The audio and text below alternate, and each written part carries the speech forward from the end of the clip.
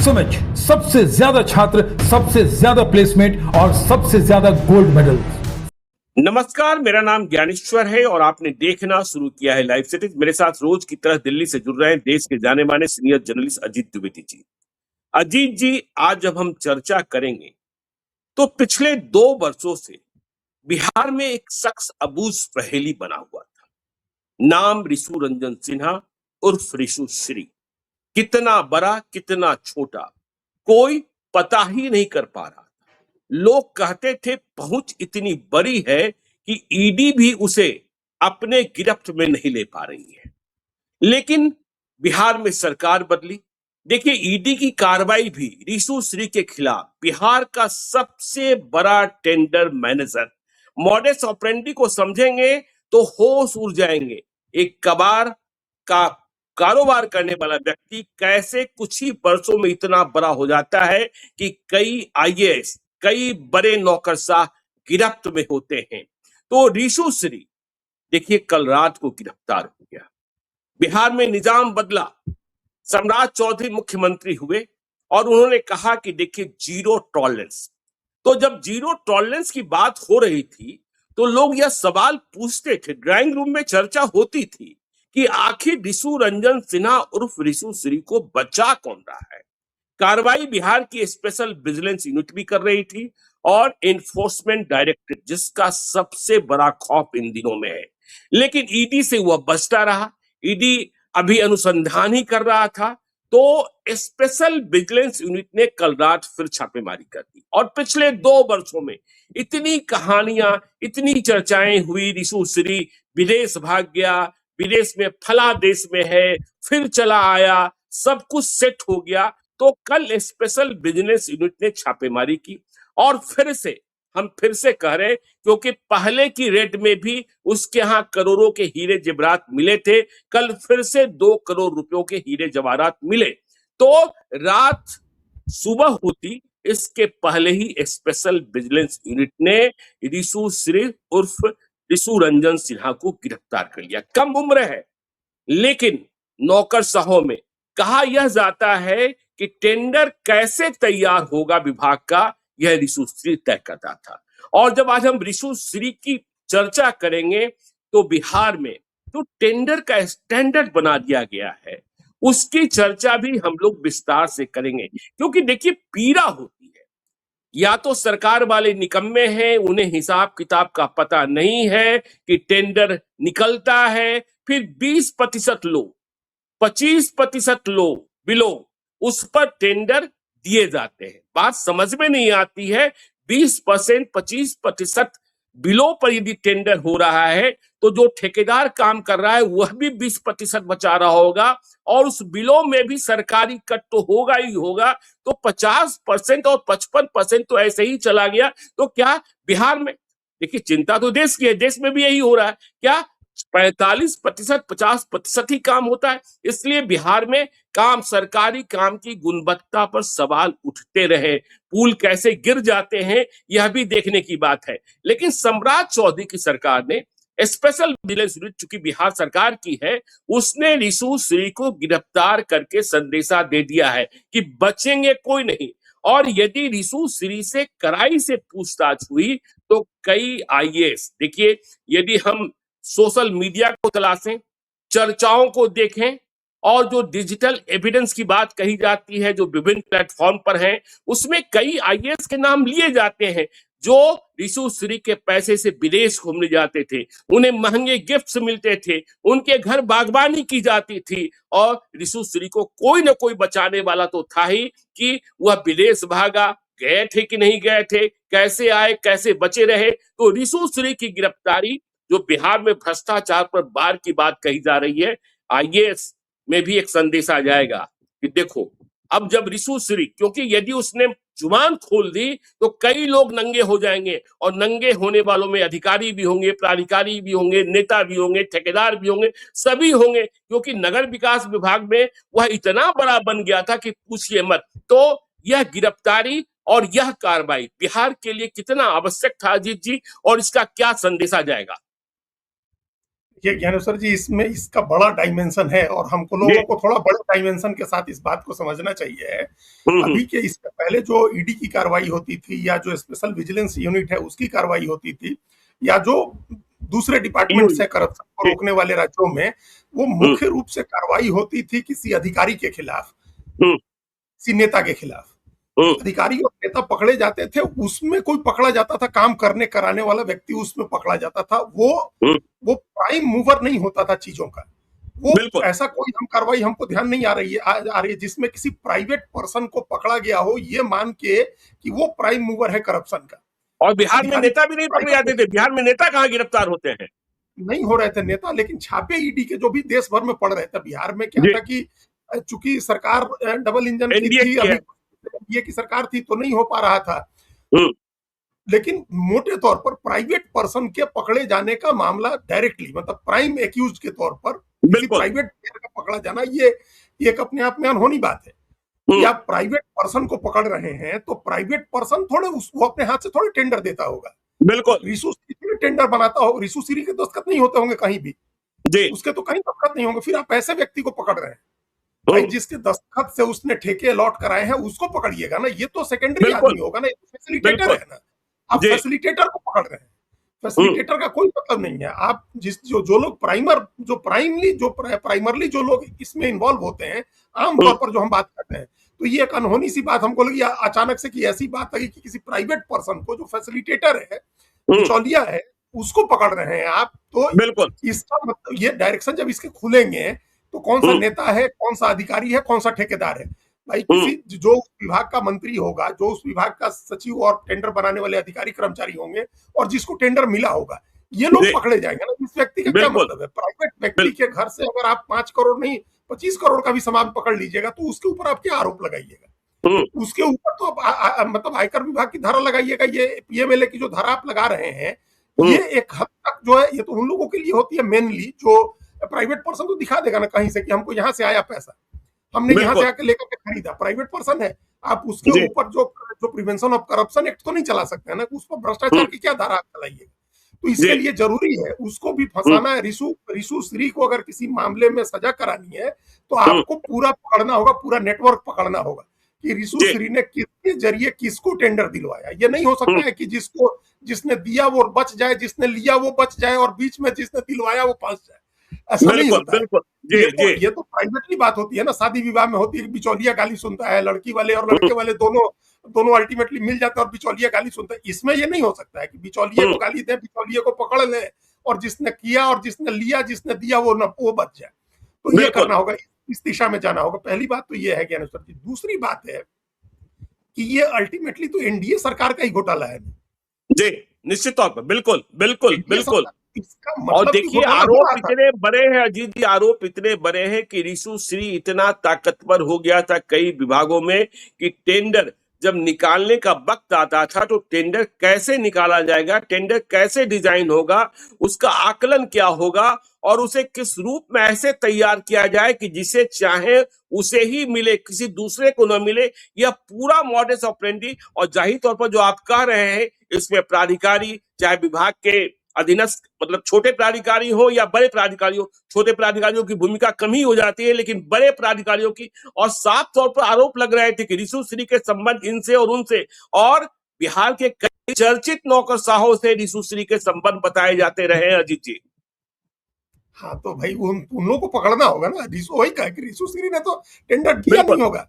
Tender तो किसी अधिकारी के दस्तखत से निकलता है, अधिकारी की मर्जी से मिलता है, किसी ठेकेदार को मिलता है, कंपनी को मिलता है, और नेता शामिल होते हैं, अधिकारी शामिल होते हैं, तो उन सब को पकड़े जाएंगे।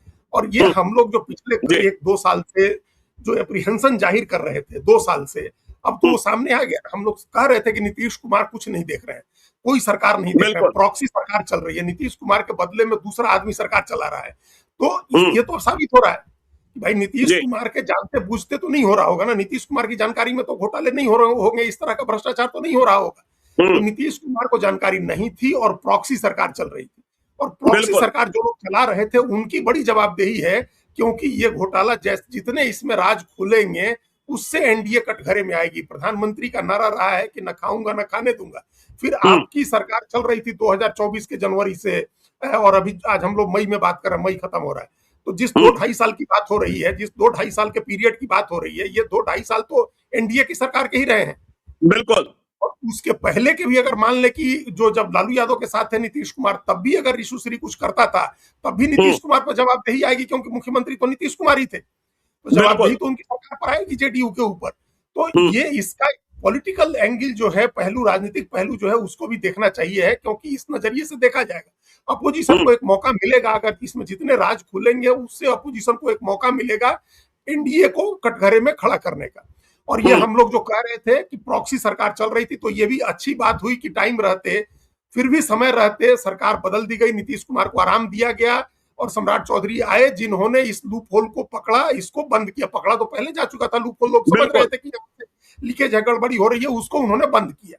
अब एक बंद हो गया, अब क्या अब ये तो ये पॉलिटिकल बात हो गई। तीसरी बात ये है कि क्या एक ही आदमी या एक ही विभाग में इस तरह से बिचौलिए का खेल चल रहा था, या दो ही विभाग में बिचौलिए का खेल चल रहा था, जिससे इसको लेकर के जो बातें आ रही है आवास का या नगर विकास का या ऊर्जा का, जी बिल्कुल, तो इन्हीं में तो नहीं हो रहा होगा। और एक ही व्यक्ति सारे काम नहीं कर रहा होगा। तो क्या इस तरह का कोई चल रहा था, कार्टेल बना करके बिहार में सांस्थायिक तरीके से ऑर्गेनाइज्ड क्राइम खत्म हो गया और ऑर्गेनाइज्ड करप्शन हो रहा था क्या बिहार में? ऑर्गेनाइज क्राइम तो आपने खत्म कर दिया, लेकिन एक ही व्यक्ति, ऐसा तो है नहीं कि जब ये मॉडल चल रहा था ऋषुश्री का, कि जिसमें उस समय से जब काम तय होता होगा, टेंडर कैबिनेट में मंजूर होता होगा कि ये काम कराना है, इतना बजट है इसका, उसके बाद टेंडर की प्रक्रिया शुरू होती होगी, उस समय से अगर ये व्यक्ति इन्वॉल्व होता था, तो ये व्यक्ति अपनी तरफ से, अपनी जेब से तो नहीं कराता है ना। सब जो ठेकेदार इसके तय होंगे, कार्टेल बना होगा 2, 4, 5 ठेकेदारों का, कि ये इस विभाग के 5 काम निकल रहे हैं, 5 लोगों को ये काम मिलेंगे, अमुक आदमी को अमुक काम, अमुक आदमी को अमुक काम मिलेगा। तो वो सब लोग मिलते होंगे, टेंडर उस हिसाब से बनाया जाता होगा कि बाकी लोगों को आप डिस्क्वालीफाई कर सके। तो इस तरह का इतने इंस्टीट्यूशनल तरीके से अगर करप्शन हो रहा था ज्ञानेश्वर जी, तो ये 1-2 जगह नहीं हो रहा होगा, ये फिर कई जगह हो रहे होंगे, कई मिनिस्ट्री में हो रहे होंगे। इसका एक बड़ा दायरा, ये तो जिसको वो कहावत कहते हैं कि टिप ऑफ द आइसबर्ग है, तो ये आइसबर्ग का टिप ऊपरी हिस्सा है, नीचे पूरा पहाड़ होगा जिसको पकड़ने की जरूरत है, जिसको एक्सपोज करने की जरूरत है। तो ये वो भी एक देखना होगा। तीसरी बात ये, एक और इसमें एक चौथी बात समझिए कि ये जो मोडस ऑपरेंडी है, इस मोडस ऑपरेंडी में जो लोग शामिल थे, उन लोगों के खिलाफ आप कैसे आइडेंटिफाई करेंगे, कैसे कार्रवाई करेंगे? आपने जैसे कहा 2014 बैच के, 2017 बैच के आईएएस लोगों के नाम है कि ये फला आईएएस है, फला आईएएस है, महिला आईएएस है, इन लोगों के नाम की चर्चा है। तो इन लोगों को लगा हुआ है या सिर्फ ऋषुश्री की गवाही पर आप डिपेंड कर रहे हैं? आपका सर्विलेंस है, आपकी जो एजेंसी है, जांच एजेंसी, चूंकि अब अगर एक साथ कार्रवाई नहीं होती है, देखिए ऋषु सिंह टारगेट था, पिछले 2 साल पहले भी इसके यहाँ ईडी की कार्रवाई हुई थी, तो उस समय से लोग अलर्ट हो गए होंगे। पहली बार अजीत जी आप सुन रहे होंगे कि ईडी से आगे निकल गई स्पेशल विजिलेंस यूनिट। और देखिए अभी पिछले दिनों देखिए ईडी को झांसे में रखकर पटना हाईकोर्ट से राहत पाने की कोशिश की थी ऋषुश्री ने। जो जानकारी है कि राहत के लिए पटना हाईकोर्ट में याचिका दायर की थी ऋषुश्री ने, और इरादतन उसमें इन्फोर्समेंट डायरेक्टरेट को पार्टी ही नहीं बनाया था। जब याचिका की जानकारी मिली इन्फोर्समेंट डायरेक्टरेट को, तो उनके वकील और उनके प्राधिकारी भागे भागे पटना पहुंचे, दिल्ली से वकीलों की फौज पहुंची और उसमें इंटरवेन किया, तब जाकर पटना हाईकोर्ट से राहत नहीं मिली थी। नहीं तो देखिए मॉडस ऑपरेंडी ऐसा था कि बिना ईडी को पार्टी बनाए हुए राहत पालो और मौज करो। तो मौज तो खत्म हो गई और एसबीयू आ गई, स्पेशल विजिलेंस यूनिट आ गई। और अब ठीक कह रहे हैं कि जो आईएएस है, देखिए ऐसा ना कहीं हो कि गिरफ्तारी हो गई, जेल आपने भेज दिया, खाना पूर्ति हो गई। यदि आप भ्रष्टाचार की कब्र खोदना चाहते हैं तो कोरिलेट कीजिए और पूरे नेक्सस को एक्सपोज कीजिए कि इनसे कौन कौन लाभार्थी थे और यह किस किस तरीके से लाभ हासिल कर रहा था। नहीं तो यह तो अपनी संपत्ति का ब्यौरा दे देगा, यहां से प्राप्त हुआ, वहां से प्राप्त हुआ, जैसा आप कह रहे थे। हाँ, तो ये तो प्राइवेट आदमी है, नहीं तो प्राइवेट आदमी है, प्राइवेट आदमी पर आप क्या करिएगा, टैक्स लगा दीजिएगा। प्राइवेट आदमी है, प्राइवेट बिजनेसमैन है, आप इनके ऊपर तो करप्शन का केस नहीं चलाइएगा ना। आप ध्यान करिए, बिहार में, ये झारखंड में एक शराब के कारोबारी के 336 करोड़ रुपए पकड़े गए थे, कैश 336 करोड़, तो क्या हुआ? कुछ भी नहीं हुआ। इनकम टैक्स की कार्रवाई हुई और वो इनकम टैक्स का एक बार इनकम टैक्स के सामने गए, उन्होंने कहा कि हमारी संपत्ति है, इतने दिनों से हम जमा किए हुए थे, हमारा बिजनेस है, उसमें से टैक्स ले लीजिए। तो ज्यादा से ज्यादा यही करिए ना, किसी प्राइवेट व्यक्ति के यहाँ से आप पकड़िएगा तो उसका टैक्स ले लीजिए, 30% टैक्स ले लीजिए, 20% जुर्माना लगा लीजिए, हम्म, यही करिएगा ना। उसके ऊपर तो बिल्कुल आपको सरकारी अधिकारी तो है नहीं ना कि उसके ऊपर करप्शन जी का केस चलाइएगा।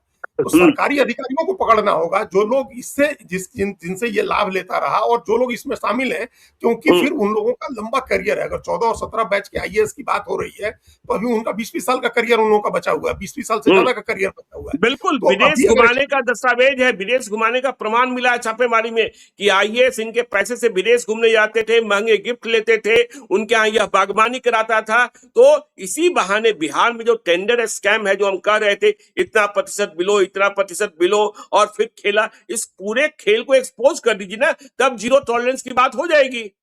बिल्कुल वही करेंगे अनुसार जी। तो ये पकड़ा गया, जो चौथी बात हमारे बात की थी वो यही थी कि जी आप तो आपने अलर्ट तो कर दिया आपने ना अधिकारी हम्म, लोगों को, तो बहुत होशियार हम्म, लोग होते हैं और उनके सब बैचमेट होते हैं इन्फ्लुएंशियल जगहों पर, तमाम एजेंसीज में भी उनके बैचमेट होते हैं, वो अपने सारे संपर्क यूज करते हैं लोग, और अपनी बिल्कुल चीजें जो सबूत है, जो अपना ट्रेल है, उस ट्रेल को मिटा देते हैं, उस एमओ से बाहर हो जाएंगे। मान लीजिए कि जिस एमओ की हम लोग बात कर रहे हैं उससे बाहर हो जाएगा वो, कि हम नहीं कर हम्म, रहे थे, कि हमारी हम्म, जानकारी में नहीं था, नीचे का कोई अधिकारी कर रहा था, किसी नीचे के कर्मचारी की बलि चढ़ा दीजिए आप।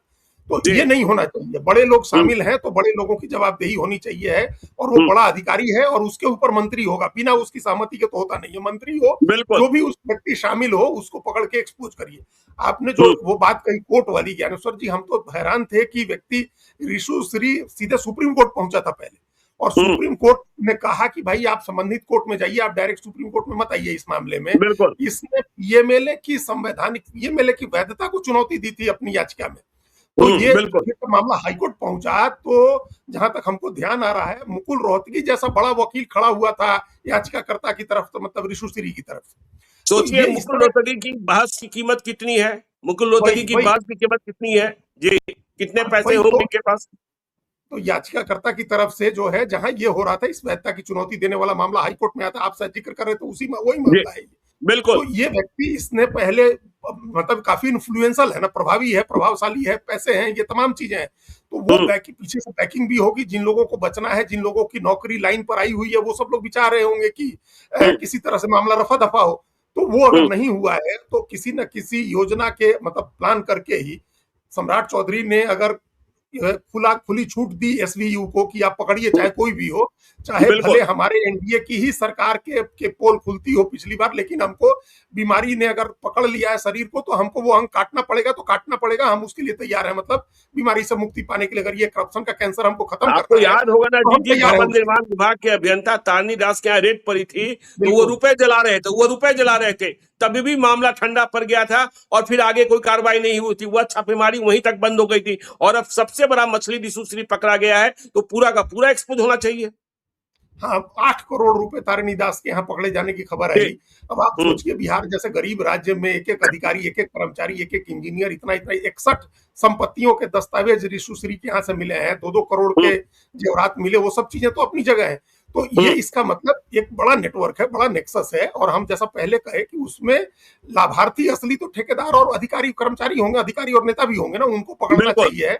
और बिल्कुल ये जो हम लोग आज जो सवाल उठा रहे हैं कि एनडीए का ही करप्शन है, तो ये तो हम्म, सम्राट चौधरी को और उनकी सरकार को पता होगा ना कि ये खुलेगा तो ये सवाल उठेंगे। तो जी उस सोच, उसके बावजूद उन्होंने कराया है, इसका मतलब हम्म, दिमाग में कोई योजना है कि हमको इस चीज को खत्म करना है, इसको हम्म, तार्किक परिणति तक ले जाना है, लॉजिकल कंक्लूजन तक ले जाना है, तो वो ले जाना चाहिए। इसमें बिल्कुल ये आई वॉश नहीं होना चाहिए, आंख में धूल झोंकने की बात नहीं होनी चाहिए, लीपापोती नहीं होनी चाहिए मामले में। इस मामले हम्म, में कार्रवाई होनी चाहिए, अंतिम परिणति तक कार्रवाई पहुंचनी चाहिए है। इसलिए जी हम कह रहे हैं क्योंकि अभी बहुत सारा काम बिहार में होना है ज्ञानेश्वर, बड़े बिल्कुल इन्वेस्टमेंट भी आ रहे हैं, प्राइवेट इन्वेस्टमेंट भी आ रहा है, सरकार को अपना इन्वेस्टमेंट भी बहुत करना है, कैपिटल एक्सपेंडिचर भारत सरकार से पैसे ले जाने हैं। हाँ, मतलब वही सम्राट चौधरी जो है, हम लोग अभी प्रोग्राम से पहले जो बात कर रहे थे, आज वो हम्म, डिनर होस्ट कर रहे हैं दिल्ली में। बिहार के हम्म, ऐसे आईएएस अधिकारी जो दूसरे काडर में है या दिल्ली में पोस्टेड है, उन लोगों के लिए, तो वो जी इसलिए तो कर रहा है कि भारत सरकार से इन्वेस्टमेंट मिले, अलग अलग डिपार्टमेंट्स की योजनाओं का पैसा हम बिहार में ले आए, प्राइवेट इन्वेस्टमेंट आए। तो अगर ये योजना है, इस योजना के तहत वो काम कर रहे हैं, तो ये करप्शन को खत्म करना पहली जरूरत होगी। नहीं तो बिल्कुल पैसे तो आ जाएंगे, पैसे ऐसे साइफंड ऑफ हो जाएंगे, काम ही नहीं होगा। हम्म, या हम्म, प्राइवेट प्लेयर भी आएगा, उससे 10 तरह की डिमांड होगी, अगर कोई नेटवर्क काम कर रहा है तो तो उस नेटवर्क को खत्म करना है, ये सोच करके उन्होंने किया है, जोखिम लिया है। उनको पता है कि दाग लगेंगे, अपने ऊपर भी छींटे आएंगे, मतलब एनडीए के ऊपर भी, बीजेपी जेडीयू के ऊपर भी। इसके बावजूद उन्होंने किया है, तो इसका स्वागत होना चाहिए है कि ये बड़ा साहस का काम था, ये साहस का काम था। नहीं तो जनरली क्या होता है, लोग दबा देते हैं कारपेट के नीचे कि हमारी ही सरकार के लोग एक्सपोज होंगे तो क्यों करना है ऐसा। तो उन्होंने कारपेट के नीचे दबाने के बजाय इसको एक्सपोज किया है, तो इसको लॉजिकल कंक्लूजन तक पहुंचना चाहिए। ये एक सबसे जरूरत है इस बात की, ताकि लोगों में भरोसा बढ़े। भ्रष्टाचार खत्म करना चाह रहे हैं हम, इसका मैसेज कैसे बनाएंगे? बिल्कुल इस तरफ से सब चीजों से आप नजीर बनाते हैं तो लोगों में भरोसा जगता है कि सरकार काम कर रही है। तो एक तो ये काम उन लोगों को करना चाहिए। अब ये इसके बाद जो आपने दूसरी बात कही थी ना, वो एकदम डिफरेंट मामला है, जो लोएस्ट वाला जो हिसाब होता है कि लोएस्ट टेंडर जो करेगा, हाँ, उसको काम दिया जाएगा। मतलब आप काम की गुणवत्ता पर ध्यान नहीं रख रहे हैं, या तो आप इतना बढ़ाकर रखते हैं कि उससे सरकार को नुकसान होता है, और काम की गुणवत्ता का ख्याल है ही नहीं, कंपनी की गुणवत्ता का ख्याल नहीं है। जो सबसे कम आएगा उसको काम दे देंगे, फिर काम राम भरोसे होगा, और फिर जो होता है वो तो सब दिखता ही दिखता है। अजीत जी देखिए ना ज्ञानेश्वर जी, कैसे बड़ी, आज हम लोग कल बात की, एक दिन और बात की, शिक्षा वाले सीबीएसई वाले मामले में, जिस कंपनी को तेलंगाना में ब्लैकलिस्ट कर दिया गया 2 बार 2 साल के बाद, उसी कंपनी को सीबीएसई ने भी दे दिया ठेका 40 करोड़ पेज स्कैन करने का और ऑन उसको अपलोड करने का। बताइए सीबीएसई अभी मना कर रही है, लेकिन अखबारों में खबर छपी है कि निजी बातचीत में अधिकारियों ने कहा कि हाँ वही कंपनी है, नाम बदल के आ गई है। तो ये भी होता है बिहार में कि कंपनियां नाम बदल के आ जाती हैं, चेयरमैन बदल के आ जाती हैं, कंपनी का बोर्ड बदल जाता है और नए नए लोग आ जाते हैं और वो कंपनी फिर आ जाती है, उसको आप काम दे देते हैं। काम की गुणवत्ता हम लोग देख रहे हैं कितनी खराब है। तो ये इस चीज पर भी रोक लगाना होगा। जो लोएस्ट टेंडर वाली बात है कि अनुसार, जब हम अभी वही रिकॉल कर रहे थे, अमेरिका के एक बड़े जनरल ने, सेना का अधिकारी था, उसने कहा कि जब हम फाइटर प्लेन में बैठते हैं, जहाज उड़ाने के लिए कॉकपिट में बैठते हैं और बेल्ट लगाते हैं, तो मेरे दिमाग में यही बात आती है कि ये सबसे लोएस्ट टेंडर वाले ने ये विमान सप्लाई किया होगा। तो ये वहां उसकी तो बड़ा जनरल सेना का, तो कितनी अच्छी बात कही उसने कि लोएस्ट टेंडर वाले ने सप्लाई किया होगा, तो कुछ ना कुछ तो उसमें जरूर उससे कॉम्प्रोमाइज किए होंगे। बिल्कुल बाकी अगर तो ये गुणवत्ता से कॉम्प्रोमाइज उनकी चिंता रहती थी हमेशा, अपने पायलट्स को लेकर के, अपने लोगों को लेकर के, कि भाई जब लोएस्ट टेंडर वाला सप्लाई करेगा, ये अमेरिका की बात कर रहे हैं जहां लोएस्ट टेंडर का बहुत कम मामला होता है, 1%, 2%, 4% का मामला होता है। इसके बावजूद गुणवत्ता को लेकर के चिंता हो गई थी उस सेना के जनरल को। भारत में आपने कहा 25, हम तो एक ऐसे व्यक्ति से मिले, ऐसे ठेकेदार से दिल्ली में, ज्ञानेश्वर जी, जिसने कहा कि 40% बिलो टेंडर गया है। बताइए 40% बिलो टेंडर, बताइए। हमने कहा कि बिहार में अच्छा 40% बिलो टेंडर। हमने कहा कि अच्छा, तो कैसे 40% पर काम कर लीजिएगा? तो देखते हैं इसी में कैसे करते हैं, बचेगा तो कुछ नहीं, लेकिन काम तो करना है। तो अब जो आप कहने को है कि बचेगा कुछ नहीं, लेकिन आप बिना बचाने के लिए, आप चैरिटी के लिए तो कोई कंपनी नहीं चला रहा ना, कोई इतने लोगों को एम्प्लॉय तो चैरिटी के लिए नहीं किया हुआ है। तो इसमें 2 सवाल है। एक तो पहला जो आपने कहा कि क्या अनपढ़ लोग हैं जिनको एग्जैक्ट नहीं पता है कि जो 100 करोड़ के काम का टेंडर निकाल रहे हैं वो 60 करोड़ में हो सकता है। आपने 100 करोड़ का काम निकाला, किसी ने 40% बिलो पर ले लिया, तो इसका मतलब 60 करोड़ में काम करेगा। बिल्कुल हो सकता था, बिल्कुल। तो इसका मतलब आपको जानकारी नहीं कि काम कितने में होगा, आपने एग्जैजरेट करके टेंडर निकाला। दूसरी बात, अब इसमें एक दूसरा खेल भी होता है, वो भी समझिए, ये भी एक बड़ा खेल है। कई जगह हमने देखा है ज्ञानेश्वर जी, ये भी होता है कि बिलो जाकर के ले लो और बाद में उसमें डिले करके टाइम एक्सटेंशन के नाम पर पैसा बढ़वाते जाओ।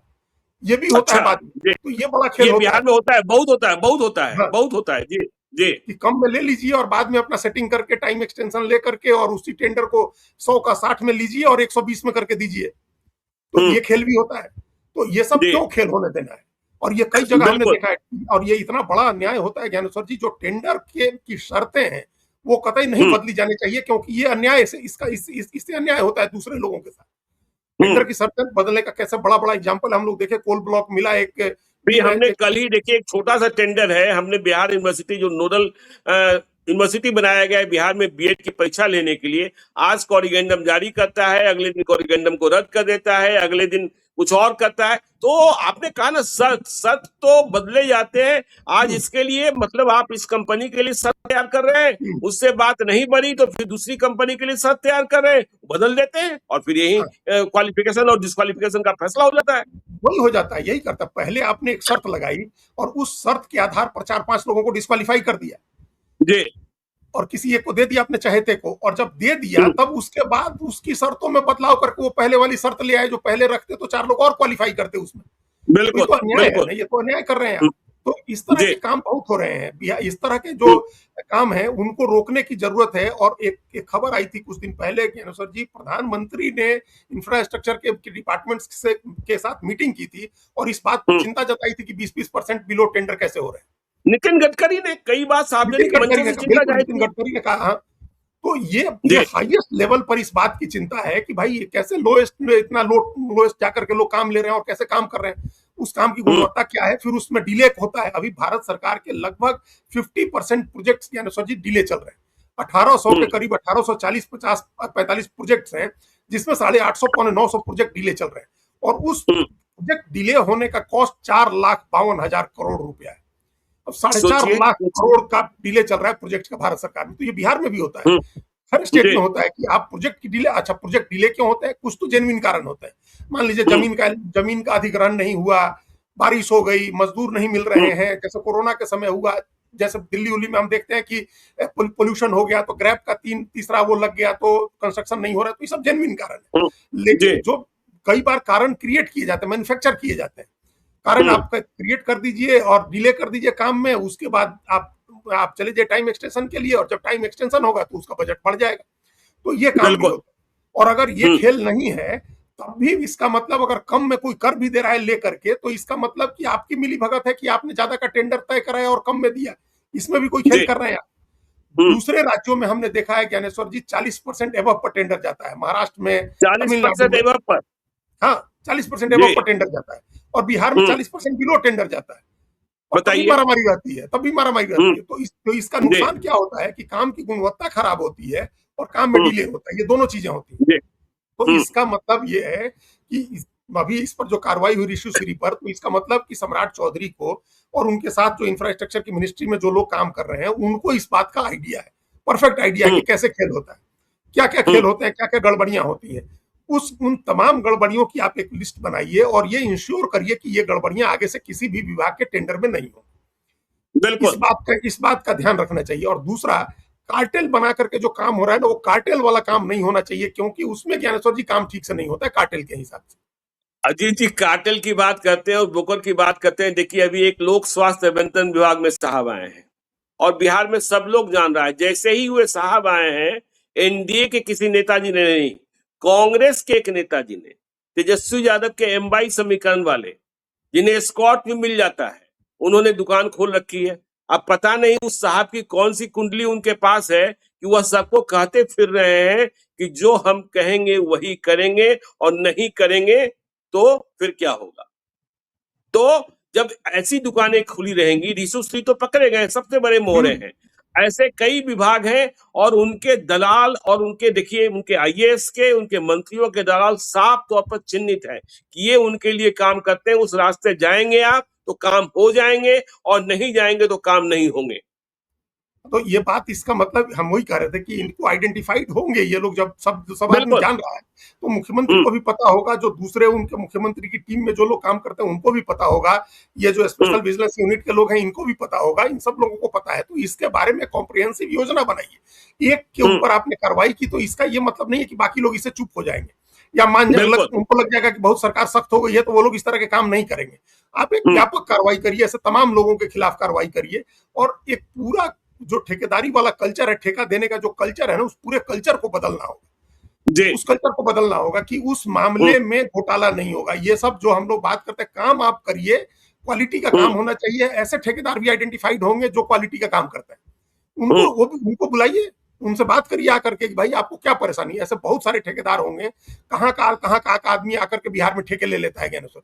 नहीं, अब तो देखिए सम्राट चौधरी कह रहे हैं, सम्राट चौधरी कह रहे हैं कि 50 करोड़ तक के ठेकों में बिहारियों को प्राथमिकता दी जाएगी। तो यदि आप प्राथमिकता देना चाहते हैं तो ऐसे भ्रष्टाचार पर, और सिर्फ हम निर्माण कार्यों की बात क्यों करें अजीत जी, भी आपने देखा ना, एक एसडीपीओ से आपके यहाँ रेड हुई तो उनकी गर्लफ्रेंड और सिल्लीगुड़ी तक, अब देखिए एक नया डेस्टिनेशन बना हुआ है सिल्लीगुड़ी, वहां इतनी बड़ी संख्या में बिहार के बाबू लोग और बिहार के पुलिस वाले संपत्ति और जायदाद खरीद रहे हैं कि देखिए जरूरत तो इस बात की है कि बिहार के ईओयू के और स्पेशल बिजनेस यूनिट के पदाधिकारी वहां जाएं और वहां जो रजिस्ट्री हुई है जिसमें कहीं भी बिहार का कोई व्यक्ति दिख रहा है तो उसकी जांच करें। और देखिए, जब 40 करोड़ पन्ने स्कैन कर सकता है सीबीएसई, गलत चाहे सही, तो आप तो सिल्लीगुड़ी में जाकर रजिस्ट्री ऑफिस के पेपर्स को स्कैन कर लीजिए। अब तो वहां भी एनडीए की सरकार है, आपको मदद मिलेगी ही मिलेगी। और बनारस और रांची में भी कर लीजिए।